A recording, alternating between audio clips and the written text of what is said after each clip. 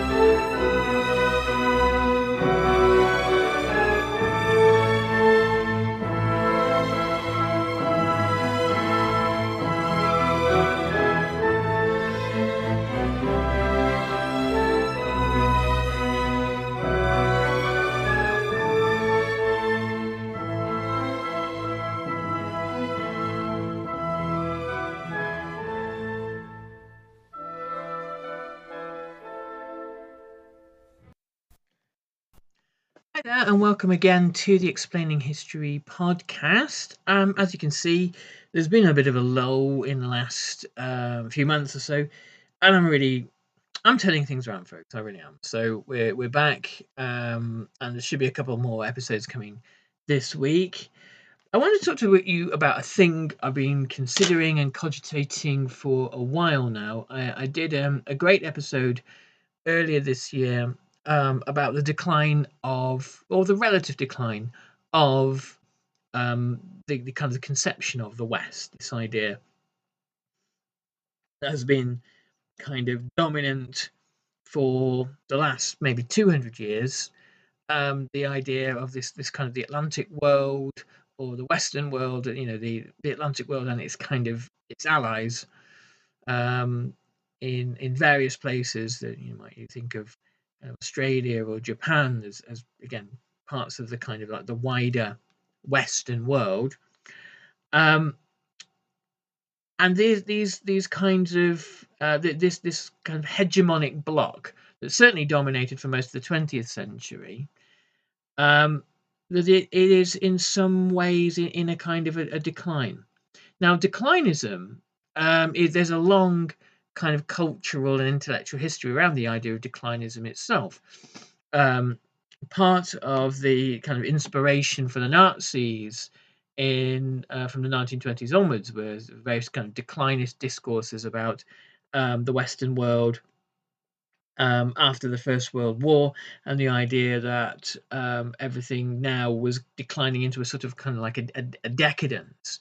And I think some of the ideas that I have most time for nothing to do with that really. You find all sorts of kind of bot accounts on Twitter, which are normally run from places like Vietnam or India, places not in the Western world anyway, that kind of attract all sorts of kind of misguided, I'm being nice here, as nice as I can be, sort of idiotic kind of ideas around the Romans built the Colosseum. What's happened since then? And well, lots of things, if you were asking. But it's kind of there's like a coded racism in there of like what the correct answer is from the passing racist point of view is mass immigration. That's why we can't build Notre Dame anymore. And this kind of this sort of stupid, incoherent ideas. I'm not interested in any of that, obviously. But what I am interested in is the kind of the inability of Western imperial capitals to throw their weight around anymore. The inability, and this is something that was not the case even 20 years ago, let alone 200. The inability of Washington, D.C. to tantrum its way to, concessions, or lasting ones anyway. And or if not the inability, then the declining ability to do that. And I'm going to read you a bit from John Gray's book False Dawn, which is this must be over 20 years old, this book, but I'm going to read you a bit of it. He writes, in January 1850, Lord Palmerston, the British Foreign Secretary, ordered the British Navy to blockade Piraeus and seize Greek ships.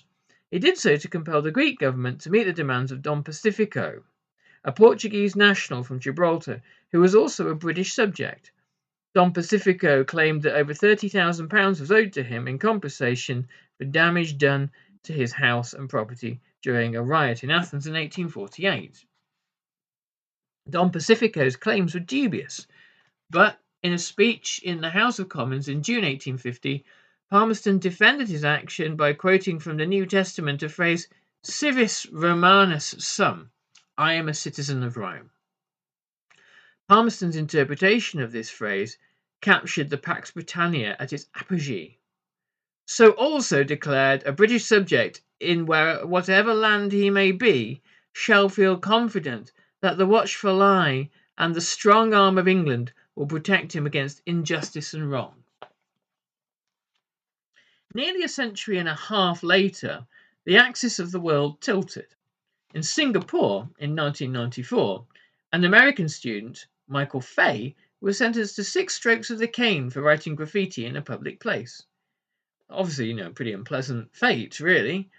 After strong American and diplomatic representations, including a personal intervention from President Clinton, the punishment was reduced to 4 strokes, and it was not rescinded.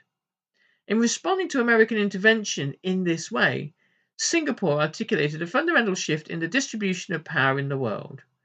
At the mid-Victorian height of Pax Britannica, Lord Palmerston was able to claim the authority to act unilaterally in defence of the interests of British subjects in any part of the world, regardless of the national jurisdiction under which they might find themselves.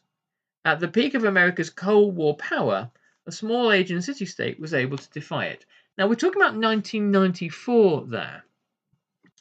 And particularly since 2023, there has been, I would say, a rapid acceleration of the decline in America's soft power. Part of this is due to America's own choices to tear up US aid, for example, which is, when all is said and done, an incredibly effective soft power tool.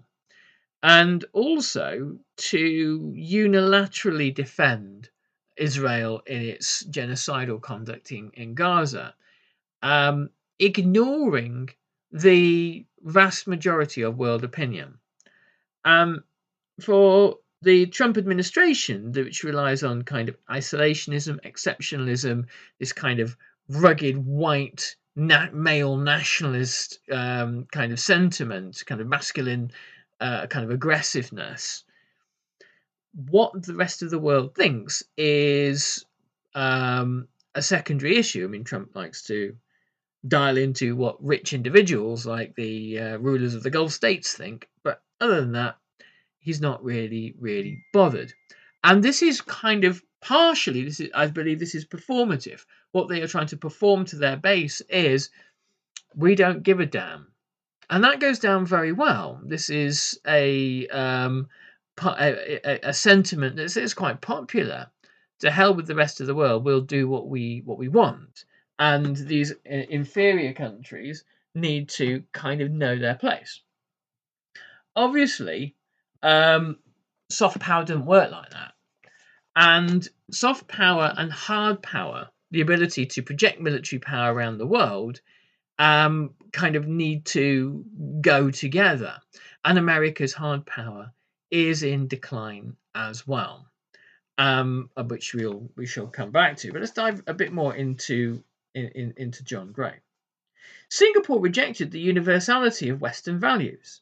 It spurned America's intervention and the doctrines of human rights that the United States was propagating throughout East Asia. It affirmed its own values against the liberal model of human rights and the economic culture of market individualism that the United States sought to implant throughout the world. It pointed to its achievements as a post-liberal city-state, stable, cohesive, highly educated, and fast-growing, and with the ability to punish people that behave in an antisocial way. For John Gray, and this is particularly John Gray's thing, I think, that obviously there is a close connection between market liberalism and social liberalism. The idea that you as a kind of an actor within a social market are sort of able to kind of do broadly what you want within reason, such as scrawl graffiti on something, and it comes as a kind of a rude awakening to this American tourist, particularly American student, I beg your pardon, that this is not how the rest of the world works, and that there are in certain states less liberal, more authoritarian, hard limits on what you can do, and harsh punishments to show you that. Hey, Ryan Reynolds here, wishing you a very happy half-off holiday, because right now Mint Mobile is offering you the gift of 50% off unlimited. To be clear, that's half price, not half the service. And Mint is still premium unlimited wireless for a great price. So that means a half day. Yeah? Give it a try at mintmobile.com/switch. Upfront payment of $45 for 3-month plan, equivalent to $15 per month required. New customer offer for first 3 months only. Speed slow after 35 gigabytes if network's busy. Taxes and fees extra. See mintmobile.com. This holiday season, millions of families will pack their bags, load up the car, and head off for a family vacation. But not every trip is going to be somewhere fun. The American Red Cross responds to about 7,000 emergencies during the holiday season alone, from home fires to natural disasters, providing families a safe place to go when the unthinkable happens. But they can't do it without your support. Please donate at redcross.org.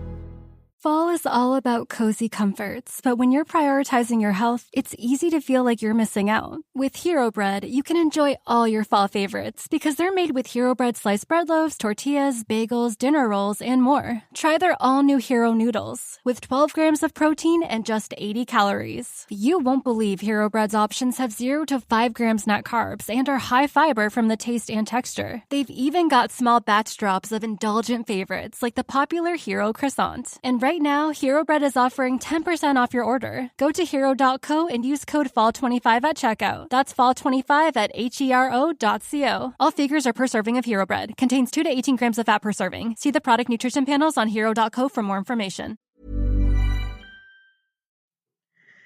The liberal international economic order of the pre-1914 world depended on the ability and the willingness of Britain to use naval power anywhere in the world.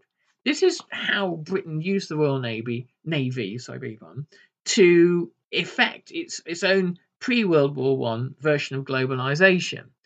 And coming under the kind of the umbrella of Royal Naval supremacy was, if you were, non-British, but perhaps an allied European, and assuming that there wasn't any other reason to say so, you would quite easily be able to assume some form of protection from Britain's forces if you were in parts of Africa where you could be kind of come under that umbrella, or parts of Southeast Asia where you could come under that umbrella. And the reason for that is that it was equally useful for the British to have French and Dutch and Belgian and Portuguese ships going backwards and forwards under a British security blanket. And it was the Royal Navy that guarantees, much as the kind of the US Pacific Fleet in the 20th century guarantees, this certain kind of Western-led globalization. When I was about 15, I lived in Hong Kong, and we lived quite a nice place. We lived on top of the peak, which looked out over the bay. And periodically, you get up, look out the window, and there were the aircraft carriers of the US Pacific Fleet coming into town for some R&R. And it's quite a sight to behold. And the reason why it's there is historic, and it has to do really with the containment of China and the management of the Pacific. But the US Pacific Fleet, as a kind of and various other arms of the US military, we're going back to the 1980s here, was a device for holding together an American-led world economic and kind of, to an extent, social order. Wherever I went in Southeast Asia during the 1980s, the places that I go are shaped all the way down to the architecture by American globalization, down to the McDonald's that are there and the Coca-Colas. And there's a distinct connection between the opening up of markets to American corporate power and that aircraft carrier that I described. The two are not unrelated. There's another profound difference between the Belle Epoque and our late modern fin de siècle. Before 1914, the identification of modernization with westernization was questioned by almost no one. Even 20th century anti-colonial movements in India, China, and most of the world that was subject to European imperial control rarely doubted that freeing their countries from Western power entailed modernizing them on the Western model. In much of the developing world, Marxism functioned as an ideology of westernizing revolutions. In Turkey, one of history's most gifted and political modernists, Kemal Atatürk, founded this century's most enduring westernizing regime on the principle that becoming a modern state demanded a thorough rupture with the country's indigenous cultural traditions. China, Turkey, Iran, India, all these countries that had been brutally colonially suppressed were identified their own weakness as being synonymous with their own history, their own traditions. And when you see an iron-hulled British battleship turn up in your harbour, and you've got nothing like it from the Opium Wars onwards, this is a reasonable assumption. Hey, Ryan Reynolds here, wishing you a very happy half-off holiday, because right now Mint Mobile is offering you the gift of 50% off unlimited. To be clear, that's half price, not half the service. And Mint is still premium unlimited wireless for a great price. So that means a half day, yeah? Give it a try at mintmobile.com/switch. Upfront payment of $45 for 3-month plan, equivalent to $15 per month required. New customer offer for first 3 months only. Speed slow after 35 gigabytes if network's busy. Taxes and fees extra. See mintmobile.com. This holiday season, millions of families will pack their bags, load up the car, and head off for a family vacation. But not every trip is going to be somewhere fun. The American Red Cross responds to about 7,000 emergencies during the holiday season alone, from home fires to natural disasters, providing families a safe place to go when the unthinkable happens. But they can't do it without your support. Please donate at redcross.org. Until the end of the Cold War, modernization and westernization were equated nearly everywhere. The one exception was Japan. I won't dive into a kind of the long story of Japan here. That's a kind of like a for another time. And this chapter itself is really all about the kind of the decline of the West as a template for modernization and the development of Asia. So again, that book probably over 20 years old now, and the Europe, and to some extent America, but Europe particularly, inflicted upon itself after 2008 austerity, sort of almost like de-development policies. They through austerity. When you do things that, I mean, and particularly in Great Britain, as an example, you do things that reduce your population's living standards and their life expectancy. You do that through asset stripping the public realm by reducing the capacity of the state to afford basic things like health and education and housing and social care amenities. And you then create opportunities for rent extractors to take what is left, put fences around it, and charge people to access it. Then you kind of de-develop your country, and this is certainly what Britain did from 2008 or 2010 onwards.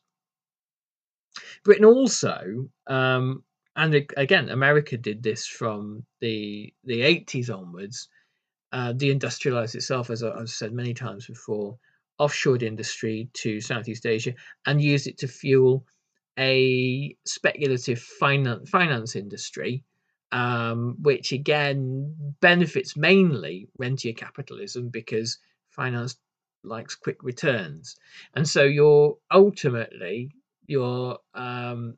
by creating kind of rent extraction, you're simply impoverishing your own country over time. And the net result is not just a poorer country, but in terms of world power, the ability to project power goes into sharp decline. The ability and there are all sorts of other kind of feedback loop effects in terms of the kind of the internal corruption of politics and that kind of thing. But having basically, and this is a deliberate thing, this is an absolute and utter deliberate choice of neoliberal countries, is to not have a development model, and to see development models as essentially alarmingly bad things. This is what right-wing think tanks basically argue, that development models imply planned economies, this implies socialism, this implies an attack on freedom, but principally it applies an attack on the wealth of those people that tend to donate to right-wing think tanks and neoliberal foundations. So we have at the heart of this kind of actual, not declinism, but actually real actual decline, this kind of steady collapse of the Western world, this one particular economic creed that is something of a kind of a reaction. Well, it absolutely is a reaction against the planning, welfare-based, largely nationalized, social democratic version of the world that emerged in the 3 decades after 1945. So coming back to this this declining ability of Western countries, and particularly the United States and obviously Great Britain, to project power around the world, you now have obviously accumulations of kind of middle ranking, or actually not just middle ranking powers, but increasingly economic heavyweights like Brazil and China, who are forming economic ties amongst most of the world's population. This is of intense concern to the United States of America. And the problem that America has is that it's not even able to eclipse China alone in new military technology and in kind of quantities of military hardware. I think a tipping point happened in the last couple of years where a war against China would have been conceivable maybe 10 years ago, inconceivable now. I can't imagine a single American president, after a vaguely competent briefing from their chiefs of staff, even contemplating the idea, given the likely outcome. And this is partly, part of Trump's realpolitik is to absolutely cut Taiwan loose and to say, well, no way we'd win that one, and what's the point? And obviously, in this way, sort of kind of Trump's immediate venality and greed and graft and vice and all of that actually informs him of something fundamental. Yeah, no, I wouldn't win that one, and there would be no reason for even considering fighting it. His currently saber rattling towards Venezuela, installing a Nobel Prize winner who is currently advocating that America bomb her own country and steal its resources, which is a very strange way to win a Nobel Prize, I would submit. All of the kind of the threatening of Venezuela, the moving ships into the Caribbean, all this kind of stuff. I would be genuinely surprised. You please write in if I'm wrong, obviously at me. But I would be genuinely surprised if anything comes of that, really. The chances of occupying a country where there is a quite large regular army that's becoming increasingly better equipped, but more importantly, there are mass civilian militia movements that would resist any occupation.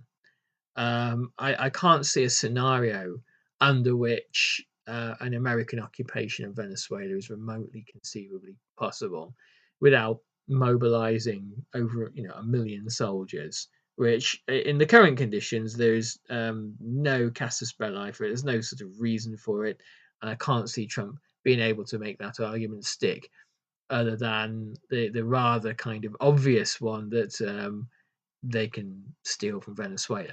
So soft power and hard power are going into kind of terminal decline. So American soft power is has been dealt a monumental blow by Trump himself. The reason why in the past vaguely likable presidents like John F. Kennedy or Franklin Roosevelt have kind of prospered the cause or advanced the cause of America's power, well, is because they were liked, and what they had to do and say was agreeable to large numbers of people around the world, from Berliners, for example.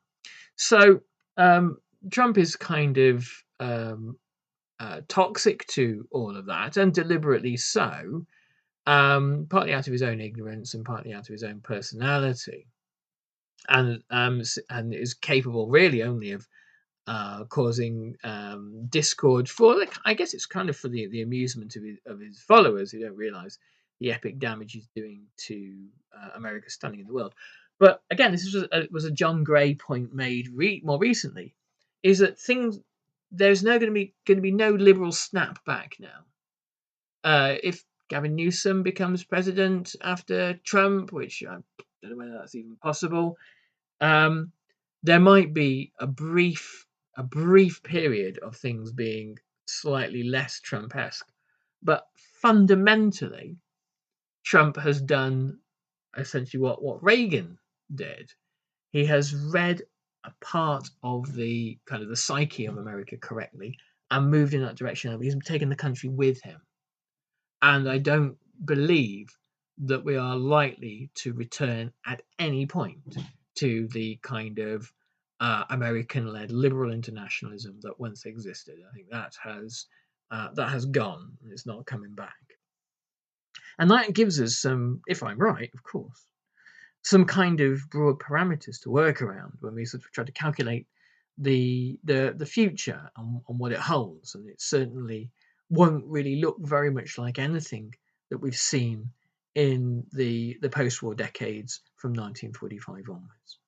Anyway, I'll catch you on the next podcast next time, and until then, take good care. Bye-bye.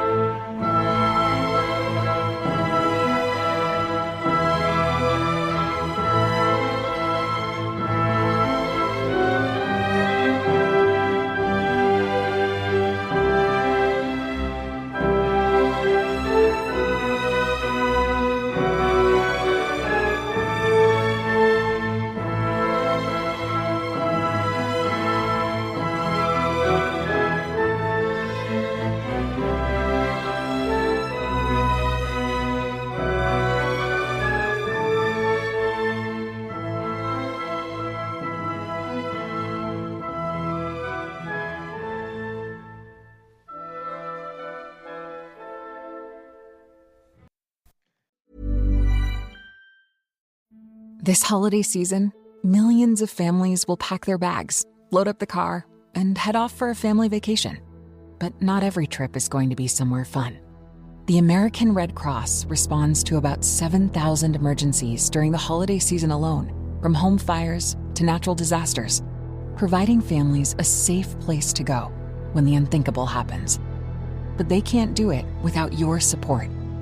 Please donate at redcross.org. Fall is all about cozy comforts, but when you're prioritizing your health, it's easy to feel like you're missing out. With Hero Bread, you can enjoy all your fall favorites because they're made with Hero Bread sliced bread loaves, tortillas, bagels, dinner rolls, and more. Try their all-new Hero Noodles with 12 grams of protein and just 80 calories. You won't believe Hero Bread's options have 0 to 5 grams net carbs and are high fiber from the taste and texture. They've even got small batch drops of indulgent favorites like the popular Hero Croissant. And right now, Hero Bread is offering 10% off your order. Go to hero.co and use code FALL25 at checkout. That's FALL25 at hero.co. All figures are per serving of Hero Bread. Contains 2 to 18 grams of fat per serving. See the product nutrition panels on hero.co for more information. Thank you for listening to this episode of Explaining History. This podcast is an independent production, and it's listener support that keeps these conversations going week after week. If you find value in the show and want to help cover the costs of research and production, please consider making a contribution. You can join our community on Patreon or make a one-off donation. Just follow the links in the show notes for this episode. Every bit of support is truly appreciated.